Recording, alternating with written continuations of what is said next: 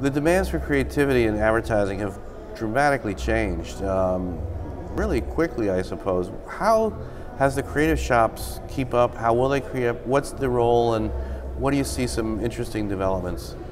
Well, one of the hardest parts is, creativity for creative sense is still the same, but the distribution channels is what's changed so dramatically. And so we need to be looking at content in a different way. We used to build things that kind of had a wonderful shelf life on them, and if they were good, they lasted longer. Nowadays, it is how fast can we create content, and it has a much shorter shelf life. And so the demands on the creative agency is in terms of volume.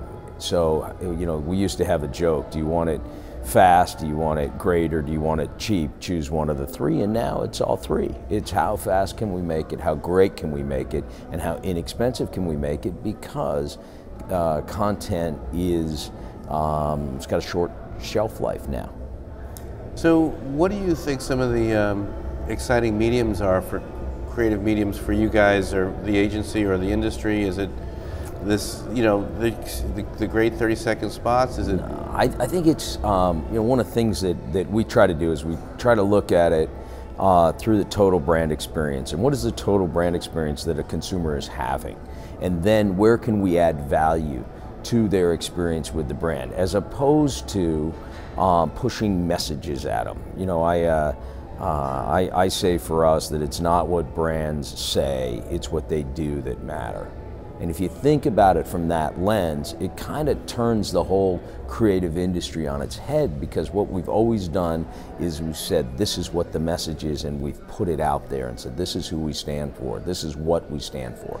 And now it's about, it's what we're doing, it's not just what we're saying. And the consumer looks at that, and the brands that are true and the brands that are really creating those experiences for the customer, they're the ones that are going to be successful going forward. The interesting part with new brands, especially ones like Airbnb, where they are first movers and they are jumping on the sharing economy, and they've done it in the hotel space, if you will, is that as they get successful, there'll be other competitors coming in.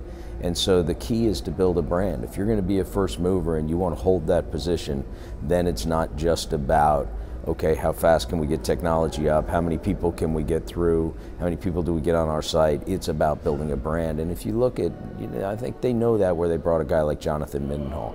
And Jonathan coming in as the chief marketing officer, he wasn't brought in to say, how do we sign up more users? He was brought in to say, how do we build a brand?